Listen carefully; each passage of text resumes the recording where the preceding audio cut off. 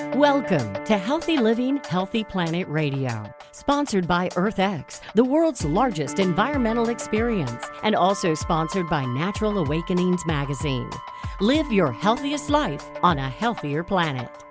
Now here's your host, Bernice Butler. Welcome to Healthy Living, Healthy Planet Radio today.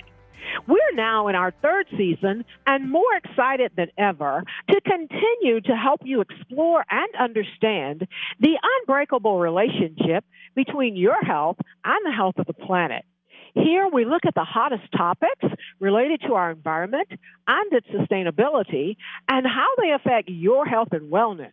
Here are issues like climate change, plastic pollution, extreme weather events, and others will meet up with everyday impacts like allergies and asthma, digestive issues and gut health, cancers, lung, heart issues, and more.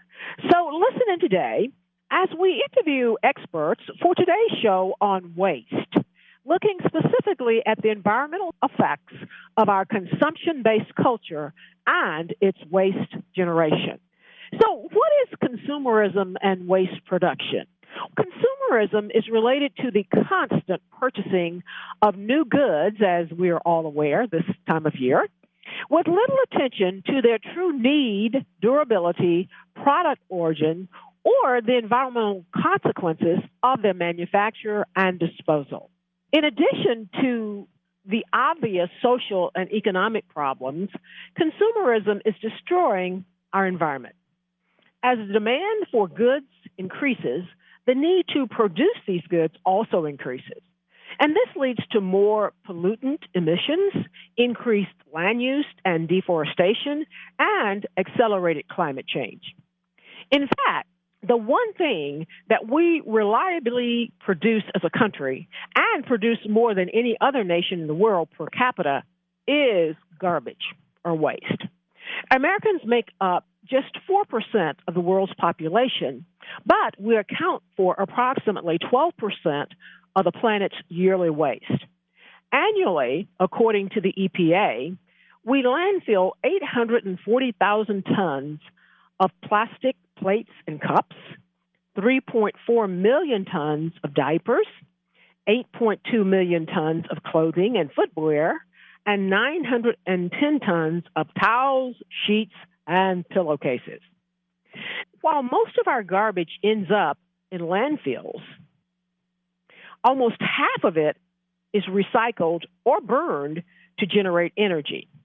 A growing amount of food waste is composted or sent to anaerobic digesters to make fertilizer and natural gas.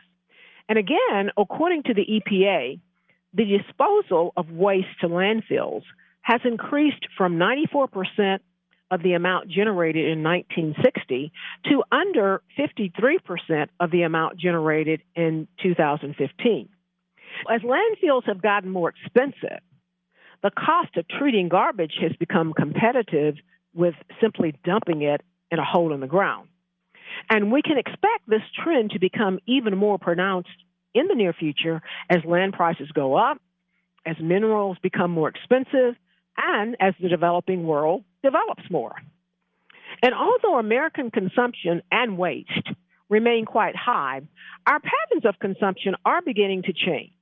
The amount of waste we produce in America per capita grew from 2.68 pounds per person per day in 1960 to almost 5 pounds per person per day in 2000.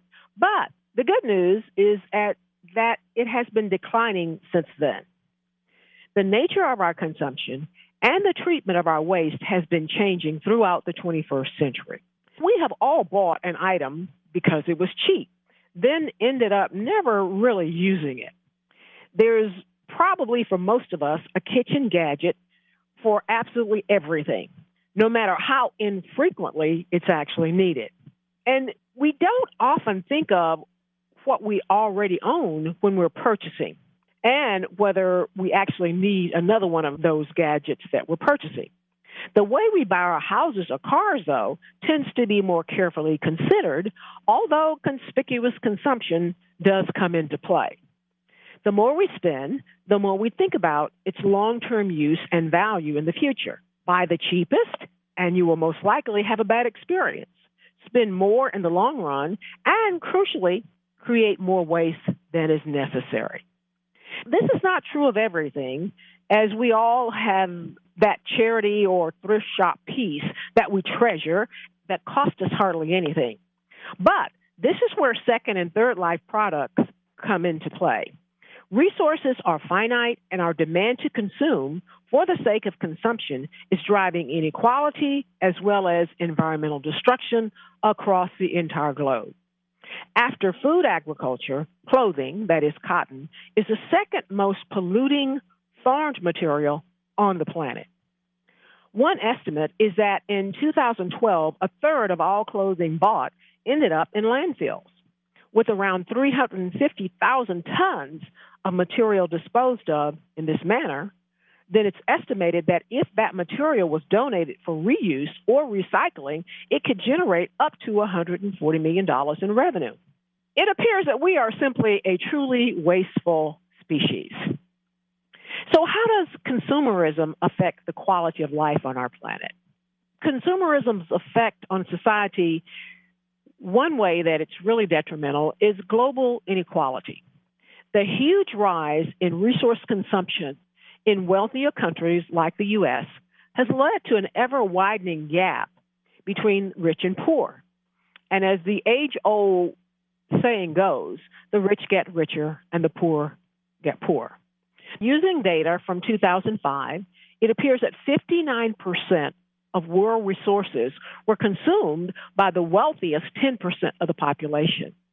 Conversely, the poorest 10% accounted for just 0.5% of our resources utilization. And so the effects of consumerism on individuals is also detrimental. The main effect is obesity. Research shows a close link between the rise of the modern culture of consumerism and the worrying rates of obesity we're seeing around the world. However, this should come as no surprise, since consumerism implies exactly that, using as much as we can rather than as much as we need. And this causes a domino effect on problems in our society. Overconsuming leads to obesity, which in turn leads to further and further cultural and social problems. The effects of consumerism on the environment are primarily pollution and depletion of our scarce and finite resources. As the demand for goods increases, the need to produce these goods also increases. And this leads to more pollutant emissions. It leads to increased land use and deforestation and to accelerated climate change. Now, this is a lot. So here today, to help us unpack and understand some of this some more, are two experts who we think will make us smarter as it relates to all of this. We have Brian Rowe with Ohio State University and Melissa Prescott with the University of Illinois. Brian Rowe, PhD, is the Van Buren Professor in the Department of Agricultural, Environmental, and Development Economics at Ohio State University.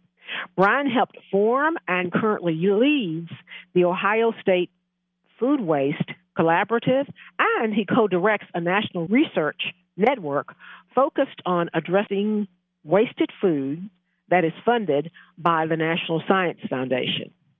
Prior to his employment at Ohio State, Brian worked on policy issues surrounding food safety and health information disclosure at the U.S. Food and Drug Administration in Washington, D.C. Brian's other research includes participation in an NSF-funded multidisciplinary team seeking to understand human ecosystem feedbacks in the Western Lake Erie Basin, including understanding how farms and agribusinesses responded to voluntary environmental programs, as well as how Ohio residents respond to different options to manage Lake Erie water quality. Welcome, Brian. Did I get all of that right? Thank you, Bernice. Yes. Okay. And our other guest is Melissa Prescott. Dr. Melissa Prescott is at the University of Illinois at Urbana, and she investigates strategies to maximize healthy food behaviors while minimizing the negative impact of the food system on the environment. Her lab researches the application of policy, systems, and environmental approaches to promote diet quality and environmental stewardship. Melissa has a PhD in public health from New York University, and she is the author and co-author of numerous articles around food, sustainability, and health. Welcome, Melissa, and did I get all of that right? Yes, thank you. Yes, you did. Thank you. And again, thank both of you all so much for taking time to be with us today, and we are really looking forward to you all helping us.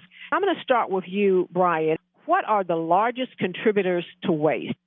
Sure. If you look in a typical landfill in the United States, you'll see in that landfill about a quarter of it is actually food, followed next by plastics, which comes in just under 20%. And then you've got a potpourri of other things ranging from textiles, rubber and leather, like you had mentioned, still a fair amount of paper and paperboard, about 12%. You'll have about 10% metals, 8% wood, 5% glass.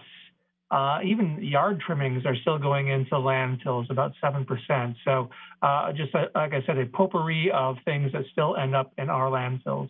Give me the top three once more, and then we'll go to break. Food, plastics, and paper. Indeed. Thank you so much. And we'll connect with that again, looking at those top three waste landfill items when we get back from break. And we want to give a shout out now to our sponsors. That is Natural Awakenings, Dallas-Fort Worth Magazine, the Green, Healthy, and Sustainable Living Authority in the DFW Metroplex and North Texas communities. Print issues of Natural Awakenings can be found in all Whole Foods markets, natural grocers, central markets, sunflower shops, and many, many other locations, as well as available free for download online at nadallas.com. Our other sponsor is North Haven Gardens, serving the Metroplex since 1951, the most respected horticultural establishment in North Texas, offering gardening and plant education, concierge services, DIY classes, gifts, and more, with, we're told, the best Christmas trees in Texas. Check them out at nhg.com. And our other sponsor is Lynn Dental Care, practicing dentistry for over 38 years with a holistic approach, looking at the whole body, and Nunn-Mercury. Specializing in periodontics, Dr. Lynn is board certified by the International Academy of Oral Medicine and Toxicology. Check them out at lindentalcare.com. Thank you, sponsors.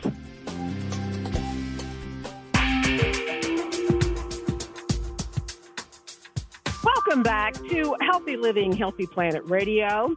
We are back with Brian Rowe with The Ohio State University and Melissa Prescott with the University of Illinois at Urbana. And again, we thank you both for your patience with us and being with us today. Right before the break, Brian was telling us about the largest contributors of waste.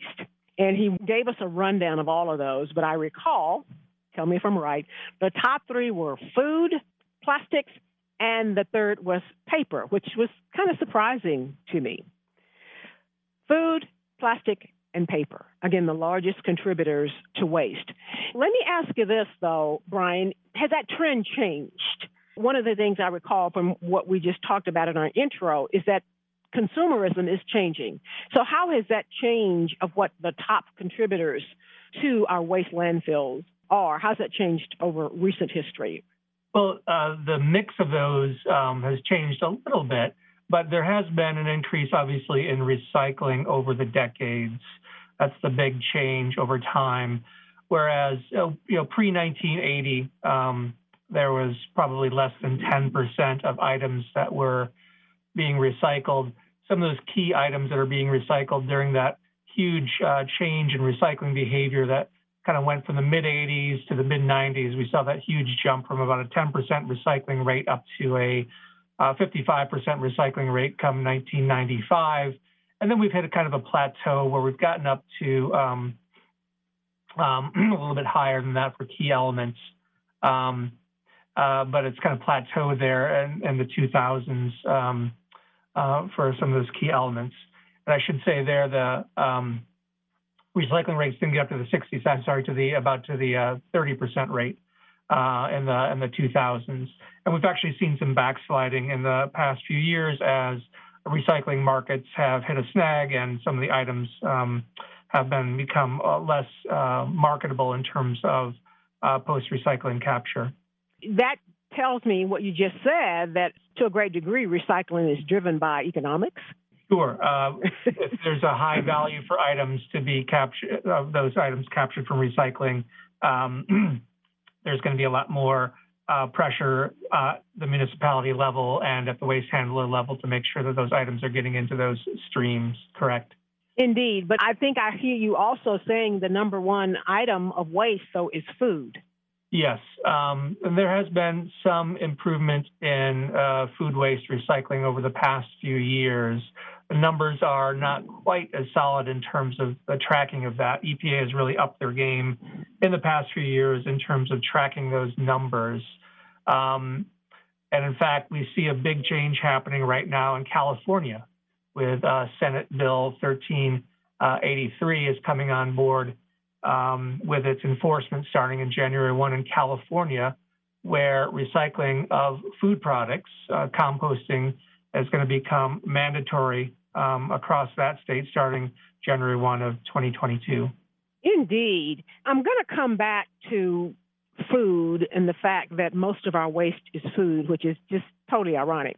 And I want to go back a minute to talk more about consumerism and consumption culture.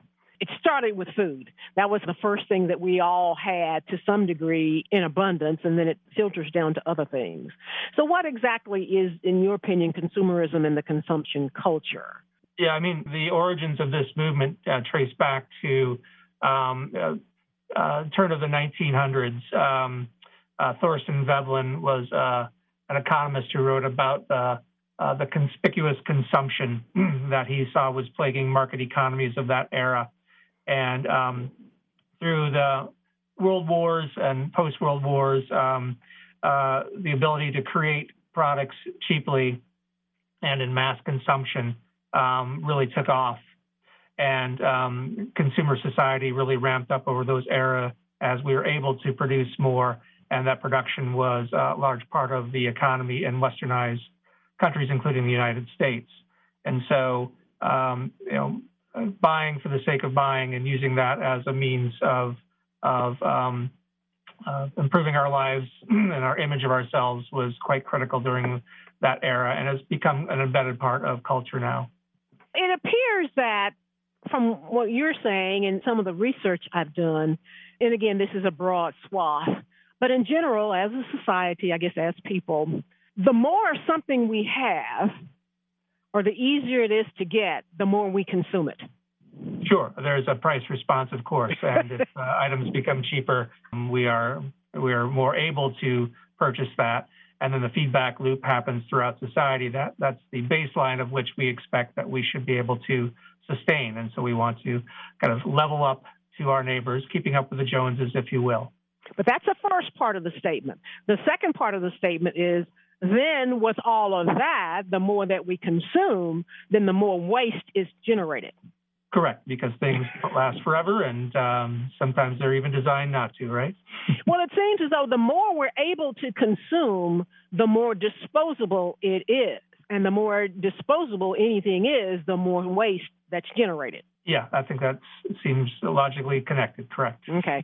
With food at the top of that apex, and that's just kind of mind-boggling given all that we know, all that we see daily on TV and hear about hunger. Yes, part of the irony of the food waste movement is that there is severe food insecurity in the United States and, of course, globally. And yet about a third, some even say 40% of food never reaches its final intended use, which is to be consumed, to be eaten. Indeed. So, Melissa, help us understand this a little bit more. How exactly do you describe food waste? And then how does food waste intersect with other types or other aspects of waste in our society? I just feel it just seems to be all interconnected in some way. Yeah, sure. Well, The definition for food waste has actually recently been updated to be any food leaving the human supply chain.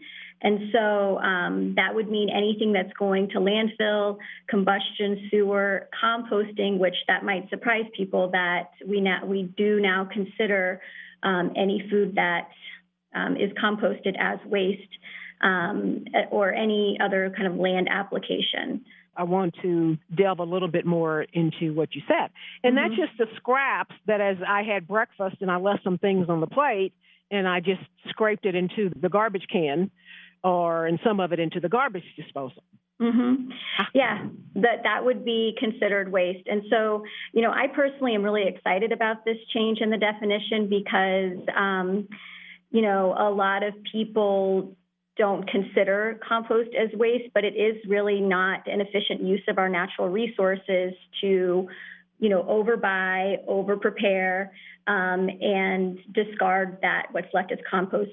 So it would be much better for us to better forecast what we need, buy less so that, you're saving that food on the shelves for someone else to purchase or, to donate it to hungry people or what have you, instead of having it end up in your compost bin. Talk to us a little bit, though, too, Melissa, about how we got here, because I have to tell you my experiences from watching TV and reading about the Pilgrims, but it's not my sense that they threw away a lot of food. Right. Yeah. So, I'm a registered dietitian. So part of my job is to try and understand people, different cultures' view of food. And so you're right that I think it does stem all the way back to that time where, the native people of this land, they didn't waste anything.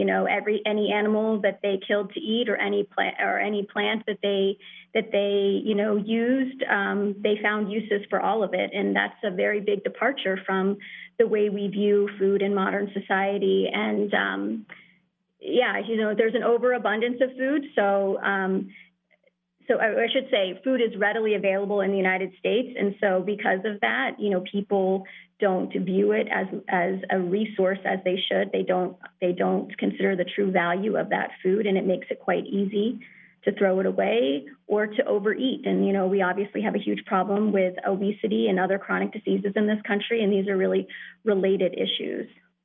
Indeed. And so, Melissa, my second question, which I asked a long time ago, so I'm going to re-ask it, is how does food waste intersect with other types or other aspects of waste in our society?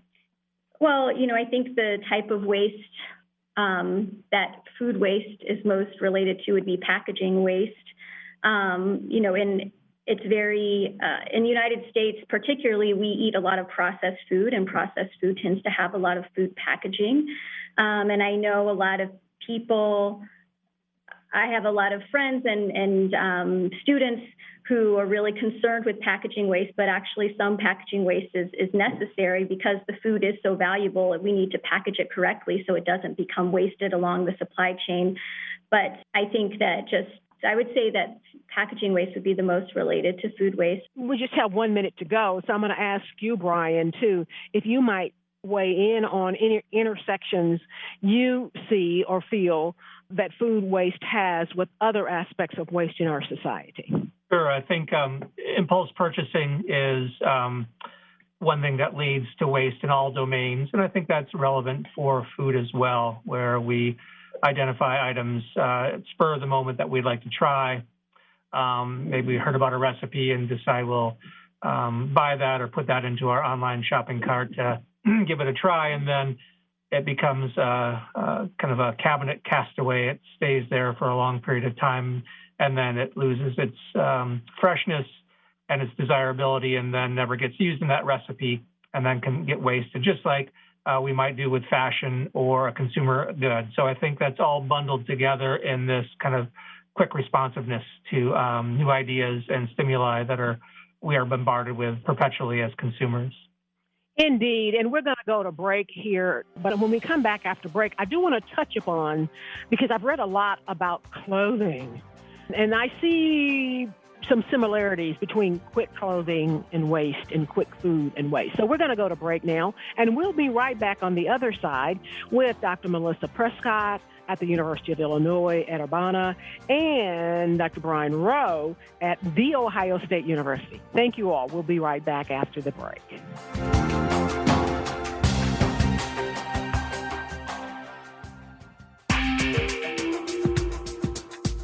Welcome back to Healthy Living, Healthy Planet Radio, to today's show on waste and the environmental effects of our consumption-based culture and its waste generation.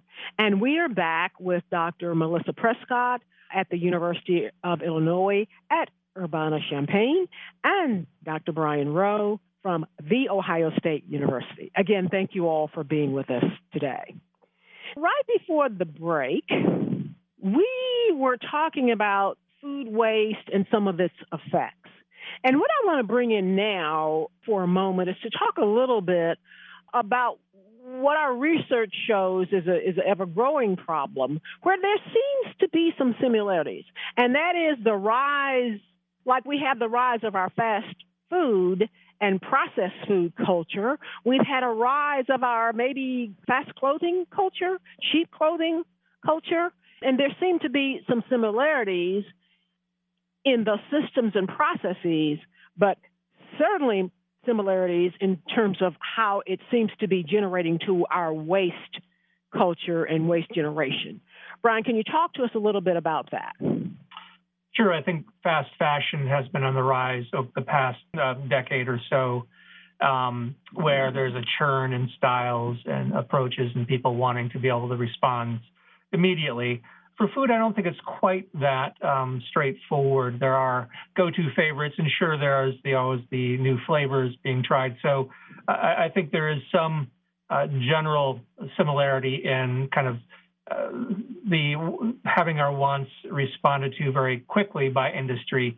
But I think for food, some of the issues are just more fundamental, more of a need for convenience, where I don't think that's quite the case in fashion. So the opportunity to change plans at the last second, and so being able to respond in a very timely fashion. So we may have purchased groceries for the week, perishable items that would have been for that Thursday night meal. We chose it on Sunday, but then change of plans. We wanted to go out on Thursday night, and perhaps that chicken that we bought for Thursday night is not going to last until the weekend or the next week because of its perishability. So there's a common thread in wanting to have that kind of instantaneous flexibility and a new style, but I think some of the issues driving it are obviously fundamentally different.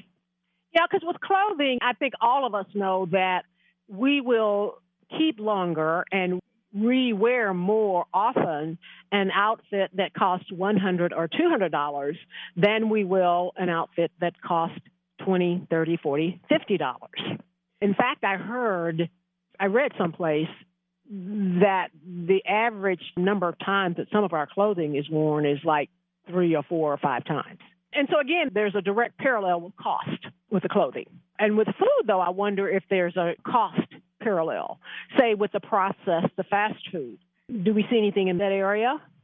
Well, I think for items that we bring home, I think we're probably a bit more cautious with our proteins, our high-valued items that we put into our refrigerators to make sure that we use those up versus our produce, which even though expensive is perhaps not quite as salient to most consumers, and so that may languish and lose its freshness, and we might not know how to deal with that very quickly. Takeout food, oftentimes it's very difficult for us to be able to get the leftovers from a restaurant home in a safe and quick fashion, and then find it very appealing the next day or two once it's been in the refrigerator in its styrofoam container from the takeout place. And so that just doesn't travel well necessarily and doesn't get into our priority for eating over the next week. But we throw out those French fries a lot quicker than perhaps the chicken or the steak. Indeed. Yeah. Melissa, you wanted to weigh in on that? Yeah, I think some of the similarities have to do with how convenient it is to get both food and clothes that are made maybe, on the other side of the world at your doorstep. very quickly. And so it makes it's just terribly convenient to just overbuy, overpurchase, and then, on the food side of things, overeat. And so I think it's like this global marketplace that just makes it at the click, super convenient to overdo it on both sides for fashion as well as food. Indeed. And so, Melissa, how is food waste affecting climate change? What is the intersection there? Oh, without a doubt, food waste is exacerbating climate change. Whenever a food item is thrown away, all of the resources that went into making that food are squandered. So whether that's all the carbon footprint that went into the entire process of that food, particularly foods that are refrigerated and have to be, transported in refrigerated, vehicles or planes, trucks, whatever. All of that's thrown away, and so the land that we use to grow it, which could have been used for other things, including being restored for natural habitats for the plants and animals that are losing out whenever we are cutting down forests for croplands or for animals, animal growth, raising animals. So it's definitely related. And then on the landfill side of things, the greenhouse gas emissions that are emitted when food is landfilled is far greater than what it would happen if that food were consumed. There are some advances in terms of, trapping that gas and using it for, a source of renewable energy, but that doesn't happen all the time. So, in so many different ways, wasted food is really exacerbating climate change. Indeed. And so, Brian, I want to talk a little bit more about landfills. I know last year when we did our waste series, we had a whole section on landfills, and it was very eye-opening. So I want to dig into this just a little bit, though, in terms of waste, connecting back with something that Melissa just mentioned. In the landfill, I know that you have the linings and things like that, but in the landfill, are you not necessarily supposed to have food in a landfill, are you, or are you not? No, obviously it's 24% of landfills, so there's no prohibition about putting that in there. Certain states, however, have implemented no organics in landfills, and this has been the California initiative. There's Senate Bill 1383, which is moving to remove organic materials, including food, from landfills because of these detrimental environmental issues, and then the strong signal that sends down the rest of the food supply chain to stop wasting food. What is caused by? What is the detriment of food in landfills? Yeah, Melissa had it spot on. It creates methane, which is one of the most potent and immediate acting of the greenhouse gases, as well as runoff from landfills. The leachate, I remember that from previous shows, yeah. So not only air emissions, but water emissions, and then just space in coastal areas and certain parts of the country. There's just not a lot of space for landfills. So if you've got a quarter of that space taken up because of food, what municipality wouldn't like to be able to put off trying to site a new landfill for another decade because they no longer have to put food into that landfill? I think that would be a very popular proposition to not have more landfills in most municipalities. However, very few are willing to take those necessary steps to discourage entry of product into those landfills.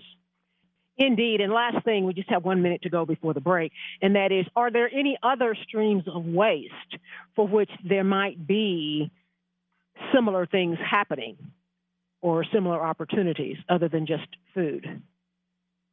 I think all those organic materials work well together. So the yard trimmings, some of the paperboard items that might not be recyclable might be compostable as well. So all of those may work together in terms of developing a very robust organics stream that can be recovered and reused in an organic way. What about those plastics? I remember you said food was 1, plastics was 2, and paper was 3. Yeah. Plastics is its own beast in terms of being able to find uses for plastics after the fact, and is really intricately related to international markets for those products, which go up and down. So it's a bit more volatile. Indeed, and we're going to go to break. And last month, we talked about plastic pollution, and it looks like the other dumping place for plastic, of course, is in our oceans and our waterways. So if it's not in the landfills, it's in the ocean and waterways. We'll be right back on the other side of the break to continue this very interesting conversation with Melissa Prescott from the University of Illinois at Urbana-Champaign and Brian Rowe with The Ohio State University. Thank you all. And we want to give a shout out to our sponsors. That is Natural Awakenings, Dallas-Fort Worth Magazine, the Green, Healthy, and Sustainable Living Authority for the DFW Metroplex and North Texas communities.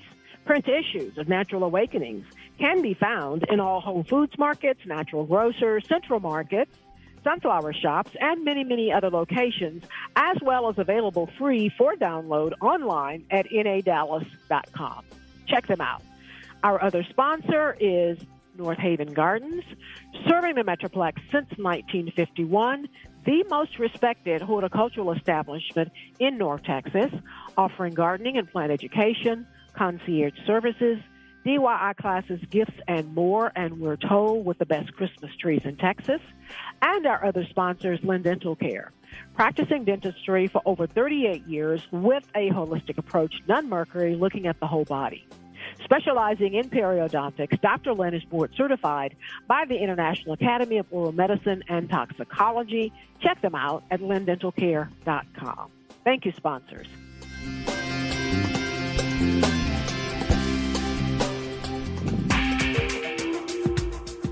Welcome back to Healthy Living, Healthy Planet Radio, to today's show on waste and waste generation, specifically looking at environmental effects of our consumer-based culture and its waste generation. And we are back with Dr. Melissa Prescott from the University of Illinois at Urbana-Champaign and Dr. Brian Rowe with The Ohio State University. Again, thank you all for being with us today. Now, I want to start back here, Brian, by you talking about helping us to understand the magnitude of the impact waste has on local and global scale. And if you can help us understand any of the economics. Yeah. So if you get down to kind of dollars and cents at the household level, one estimate is in the United States, anywhere from about $1,300 to $2,300 per year is spent on food that's never eaten for a typical household of four. So that's a good chunk of change that is basically being spent for the honor of purchasing food that then gets placed into a landfill. So, and I'm sure many people can think of better things to do with $1,300 a year than to buy food to put into a landfill. And then that works its way all the way through the system. Typically, there's about 30 million acres of cropland each year that's dedicated merely to producing food that's put into a landfill as well. And so if you suddenly had 30 million acres of cropland available for something else, that would have major effects in terms of local land rental markets in the farm sector. Well, indeed, just 30 million acres of land put back into use could produce more housing, generating more supply. It would meet some of the demand, and maybe our housing costs wouldn't be so much.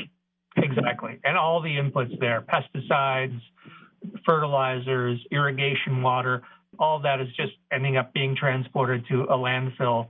And if those items were released back to the marketplace, prices would go down for those items. And the same thing with the $1,300 per family per year. I think if people realize that, and maybe the problem is it happens in such small increments.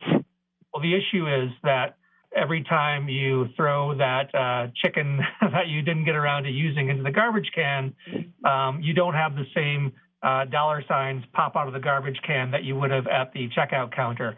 If that would happen, if we had some type of way to trace that and see, oh, you're throwing away $12 into the garbage can because you weren't able to figure out how to use that chicken before it went bad, perhaps it would be more salient and perhaps consumers would receive that feedback and be able to change their patterns more rapidly.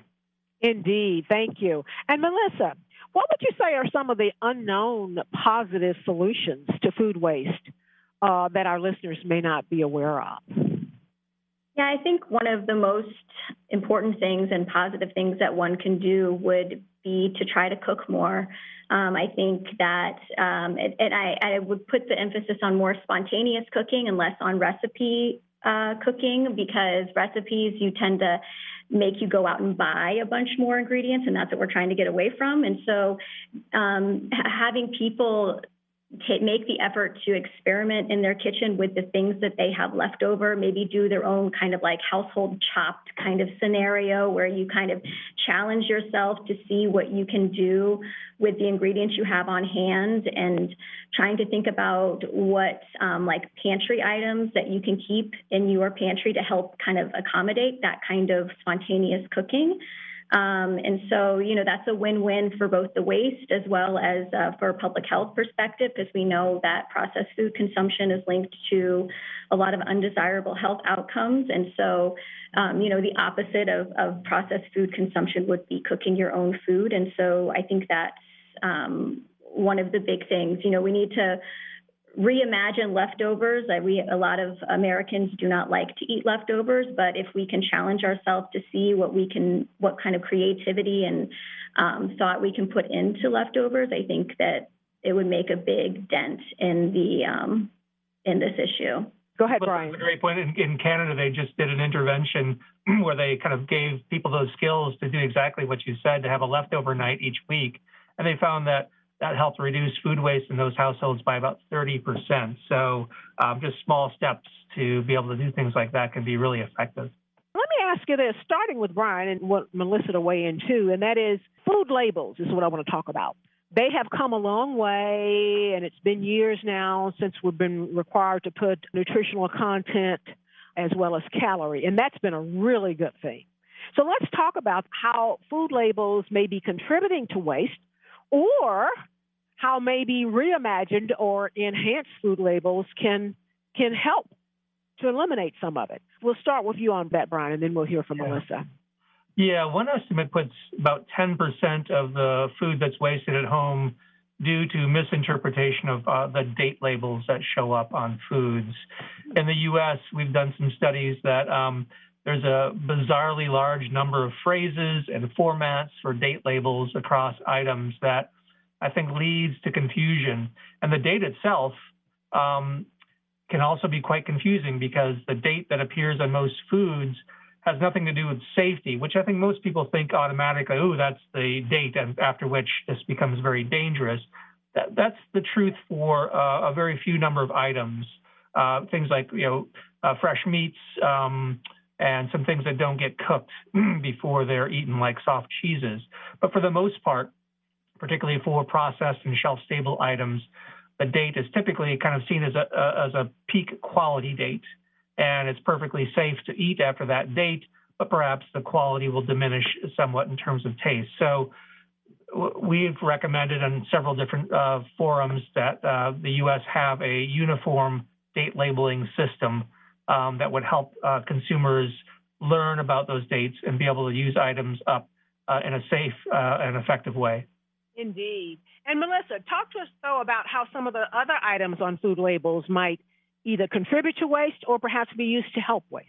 Well, I agree with what Brian just said, and I'm really hoping that some of these policy changes come into place to help standardize the labels. But I think that with all the focus on labels, we look past maybe the root of the issue is like if people didn't overbuy so much, if people had better home inventory management, the labels wouldn't be that big of a deal. So I think we really, I'm like I said, I'm all for those policy changes, but I think we need to put the focus on where the real problem is, which is that people buy too much food and they don't keep track of the food that they've already bought. And so if we only bought what we needed, we wouldn't have to worry about date labels that were like weeks or months, in the future. So I think we need to really put the focus on where the root of the problem lies. What about most foods have on the label somewhere serving sizes? Right. I find those to be truly interesting, especially when counting calories. Right. They can be misleading, confusing, and many times they can have no basis in reality. Well, the nutrition facts label was recently updated, and the portion sizes or the serving sizes on there were changed to reflect what the commonly eaten portion size is, and it is not a serving size suggestion.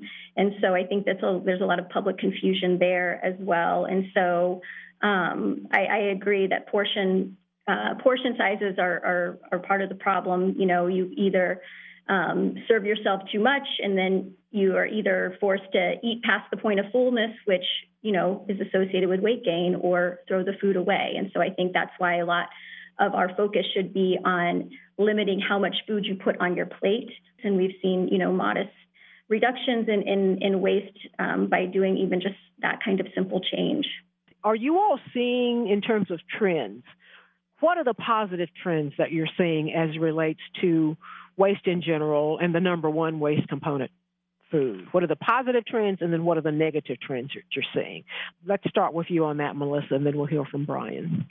Well, on the positive side, I am really excited about the young people's response to this issue. There is so much interest, and I think they are leading the way when it comes to things like fast fashion and like that, those things you were mentioning earlier, but they are very inventive and have great ideas and are very invested on making a change in this issue.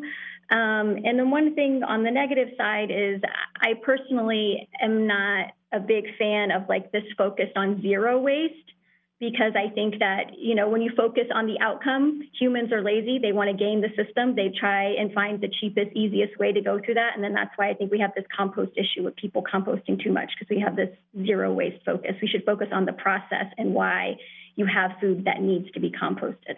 Brian, last word. Yeah. Freezer usage and purchases went way up with COVID, and I'm very fearful that there's going to be a lot of frozen food that never gets eaten and is in there for 5 years before people realize they have it and need to do something with it. So that's my watchword to leave on. Indeed. Thank you so much. We are so glad that you all have been with us today to help us understand some of this. And I think probably the most enlightening issue is that people probably learn from this discussion is that the number one waste item is food, that to which we are all exposed all day long, every day, and it is the most common waste item. We talk a lot and hear a lot about the plastic waste, the e-waste, and other types of waste, some of which we're going to talk about much more.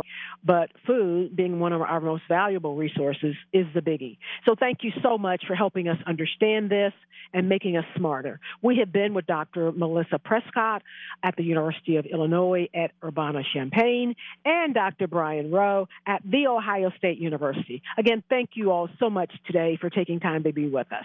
Thanks for having us. Thank you. Thank you. And thank you, audience, for listening in today to Healthy Living, Healthy Planet Radio. The conversation starts here, but our goal is for it to continue in your homes, in your social circles, your workplaces, at the water cooler, and in the grocery checkout line, so that we can all work together to realize that healthy living is simply not possible without a healthy planet. Our culture is a result of 1 trillion tiny acts taken by billions of people every day, like yourselves.